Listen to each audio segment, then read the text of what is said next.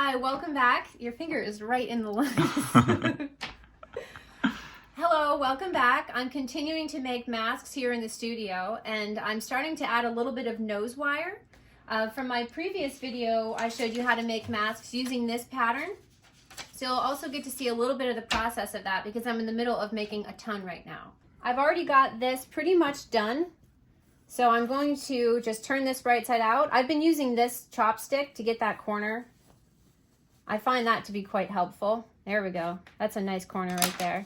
Just going to turn this right side out. I'm separating the liner from the shell just to make sure this is really nice and flat. So in a previous video, I showed how to cut and curl this wire using a jeweler's tool. And what that does is keeps the metal away from the face. So when it goes in the mask, these should be curled up. So I'm going to go ahead and put this in here. I'm going to put it right about here where the nose goes.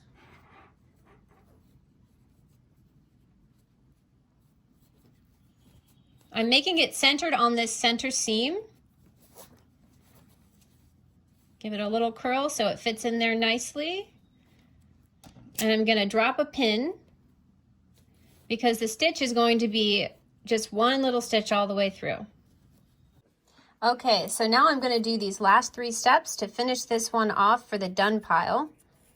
So I'm just going to close the mask first by folding the seam allowance in of the turning area. It's a little bit fiddly, but definitely worth it.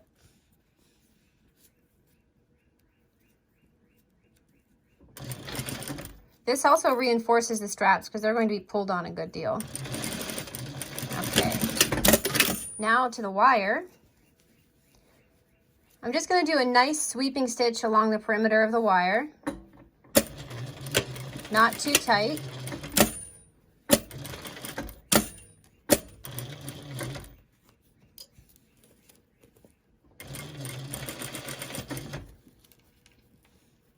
I'm also running a cream thread through the top of the machine and a green thread through the bottom, just to have a nice consistency because the bottom is green and the top is cream.